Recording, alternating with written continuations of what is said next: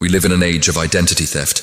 We worry about hackers stealing our passwords, our bank accounts, or cloning our voices using AI. We call these deep fakes. We think this is a modern crime. But what if I told you that the greatest, most audacious identity theft in history didn't happen on the internet? It happened 5,000 years ago, on the battlefields of ancient India.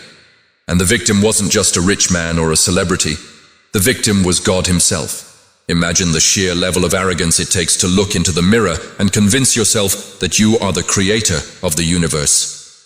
Imagine the madness of sending a letter to Lord Krishna saying, "Stop pretending to be me." This is the story of Paundraka, the man who stole Krishna's face. This is the story of the imposter king. And unlike modern identity theft, where you might lose your money, in this story, the price of the theft was a decapitation by the spinning disc of divine justice. To understand this madness, we have to travel to the kingdom of Karusha. Paundraka was the king there, and he wasn't always crazy. He was a powerful ruler, but he had a fatal flaw that many leaders have. He surrounded himself with sycophants. He surrounded himself with yes men. Day after day, his ministers, his friends, and his courtiers would whisper sweet poison into his ears. They would say, "Paundraka, why do people worship that cowherd in Dwarka? You are the strong one. You are the beautiful one. You have the mark of a king. Surely the prophecies about the Avatar are about you, not him." If you hear a lie often enough, it begins to sound like the truth. Paundraka didn't just believe them. He internalized it. He snapped. He stopped seeing himself as a human being. He convinced himself that he was the Vasudeva, the Supreme Lord descended to earth. But there was a problem. Everyone knew what Krishna looked like. Everyone knew Krishna carried specific divine weapons, the Sudarshan Chakra, the conch shell Panchajanya, the mace Kaumodaki, and the lotus flower. Everyone knew Krishna wore the Kaustuba gem and peacock feathers. Paundraka couldn't produce divine weapons. He couldn't summon a disk of fire from the sun. So he did something that is both hilarious and deeply disturbing. He decided to cosplay God. He ordered his blacksmiths to create a disc made of ordinary iron and gold plating. He ordered a massive wooden club. He found a conch shell that looked impressive but had no divine sound. He dressed himself in yellow silk robes, the Pitambar. He tied a peacock feather to his crown. He painted his skin. He stood in front of the mirror, holding his fake toys, and said, "I am Krishna." The tragedy is that his people, out of fear or stupidity, bowed down to him. They worshipped the lie. And this fed his ego until it became a monster that could not be contained. Paundraka decided that there couldn't be two Vasudevas. As long as Krishna of Dwarka existed, Paundraka felt like he was sharing his glory. So he did the unthinkable. He called his royal messenger and dictated a letter. Imagine the scene in the royal court of Dwarka. Lord Krishna is sitting on his throne, surrounded by the mighty Yadava warriors, generals like Balarama, Satyaki, and the wise king Ugrasena. The messenger from Karusha walks in, trembling. He reads the scroll aloud. "I'm the only true Vasudeva. You, Krishna of Dwarka, are an imposter. You have foolishly taken my name and my symbols. I command you to give up your Sudarshan Chakra, your conch, and your royal titles. Surrender to me, and I might spare your life. If not, prepare to die." The court went silent. The sheer audacity was paralyzing. Then Ugrasena looked at Krishna. Balarama, known for his short temper, gripped his plow weapon, ready to destroy the messenger right there. He roared, "How dare a mortal vomit such insults at the Lord?" But Krishna didn't get angry. Krishna laughed. It was a loud, joyous laugh that echoed through the palace. He found the delusion amusing. He looked at the messenger and gave a reply that was dripping with dark irony. Krishna said, "Go tell your king that I will certainly fulfill his request. He asked for my chakra, he asked for my arrows. Tell him I am coming to deliver them personally.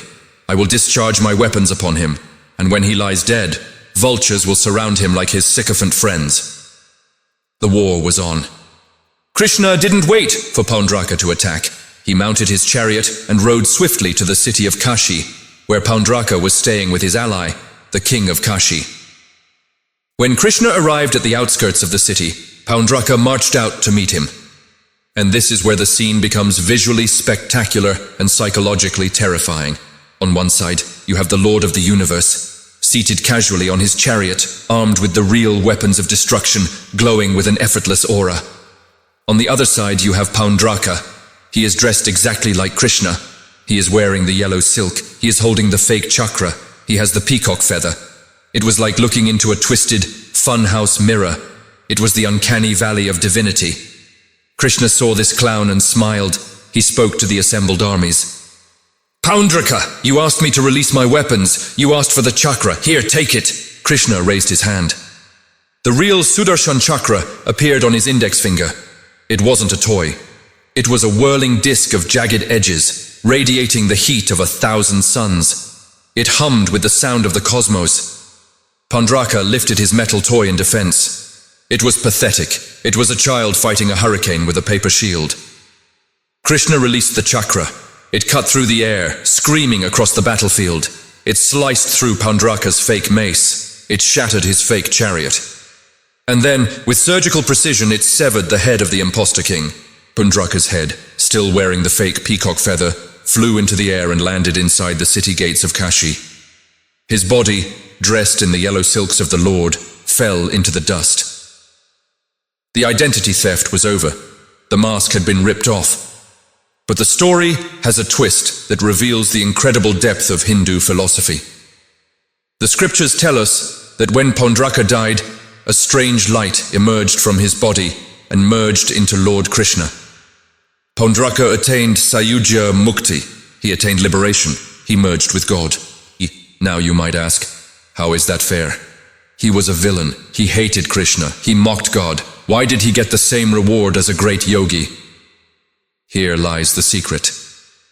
Paundraka was obsessed. He was an enemy, yes, but he was a devoted enemy. For years he thought of nothing but Krishna. He dressed like him. He walked like him. He ate like him. He slept thinking, I am Krishna. Every moment of his waking life was a meditation on the form of the Lord.